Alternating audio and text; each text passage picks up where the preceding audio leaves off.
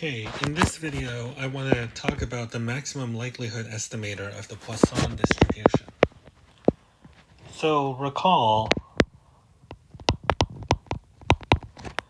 that if you have random variables x1 to xn, and these are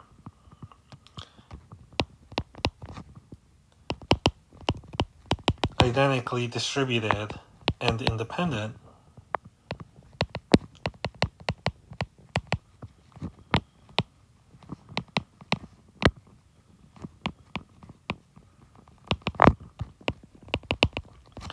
with density function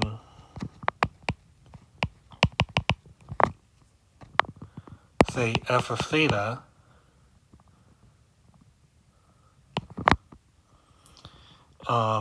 or so that's if you have a continuous random variable or a probability mass function f of theta in the case of discrete random variables, then the likelihood function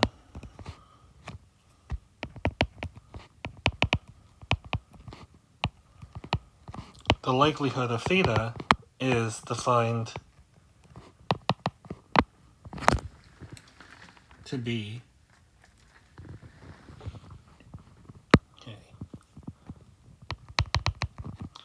the likelihood of theta, which is the product from I equals 1 to n of f of the xi's given theta.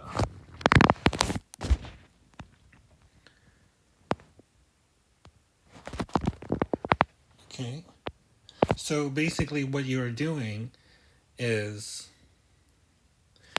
maybe I should change the notation of density function, because what's going on is that your density function depends on a parameter theta, but the input is actually x. Okay, so what's going on is, assume that you have f is a probability mass function. So for simplicity, assume that these are discrete random variables. Then what you're doing is, for each theta, you're finding the probability of getting specific values of x1 through xn. So for instance, in the case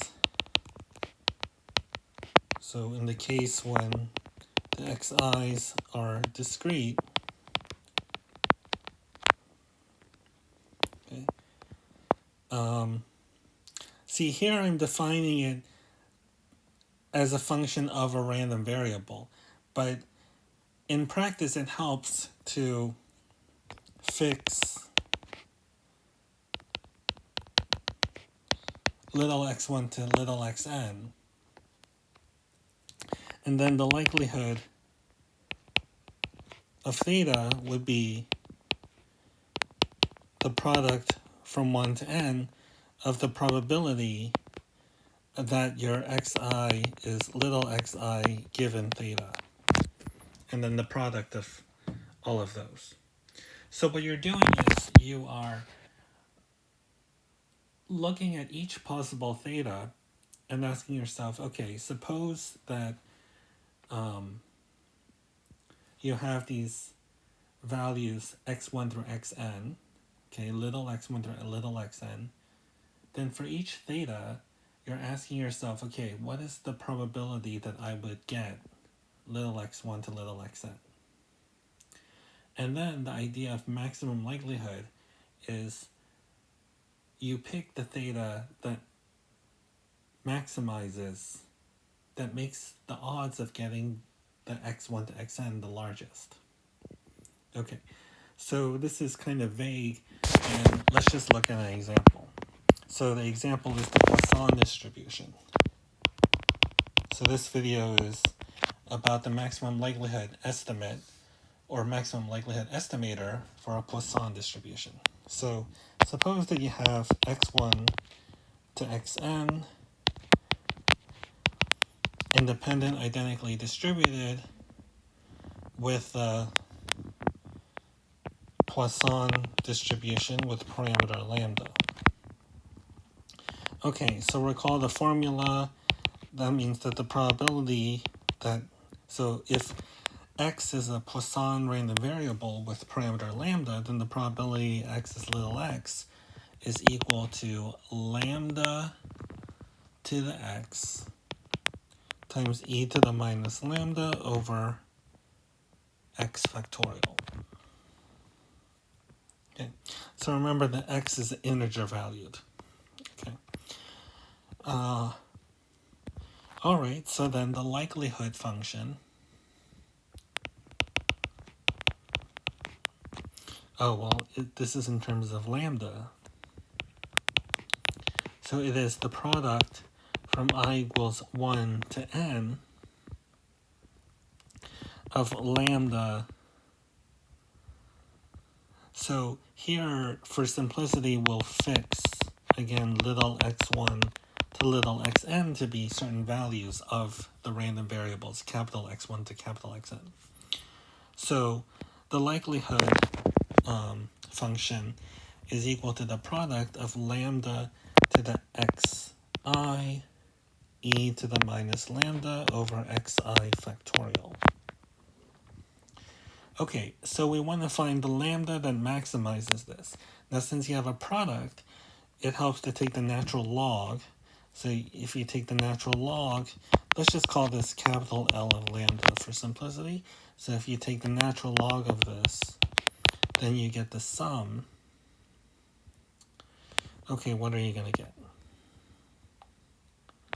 So for each of them, okay, so you're going to get the sum from I equals 1 to n of the natural log, or just log, okay, which means natural log, lambda to the xi times e to the minus lambda over xi factorial. Now, each of these, so we have the logarithm of this quotient, well, it's really a product in the numerator, and then divided by something. So this is going to be log of lambda to the xi plus log of e to the minus lambda minus log of xi factorial. And this is going to be xi times log of lambda plus, oh, well, the minus comes down, minus lambda, and then plus some constant.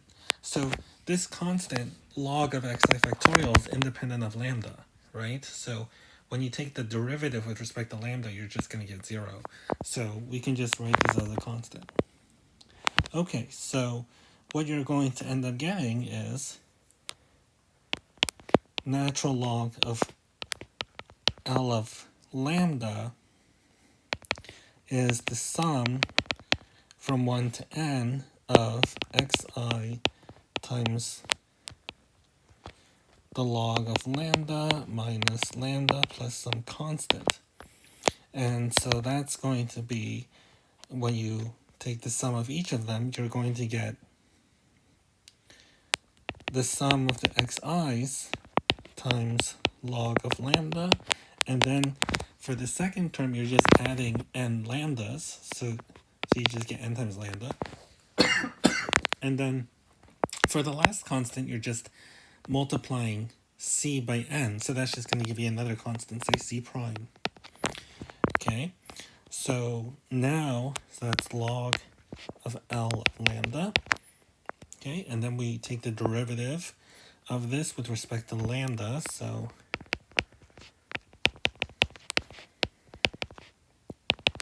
when you take the derivative of the first term is the sum of the xi's over lambda, and then the derivative of the second term is minus n. And now we set this equal to 0, and now it's easy, you just add n to both sides, multiply by lambda, and then divide. You're going to get that lambda is the sum of the xi's over n. Okay, and let's check that this is a maximum. That this gives a maximum, and we can use the second derivative test, because if you take the second derivative, you just get negative sum of the xi's over lambda squared, which is negative, because the xi's are all positive. Okay.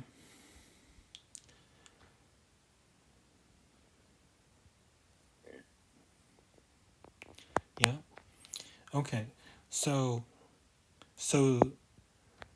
this lambda,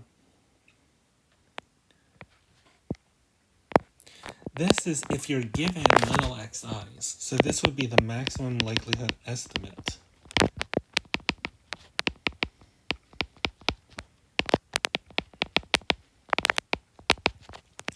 But there's also the maximum likelihood estimator, right? The maximum likelihood estimator as a function of the random variables.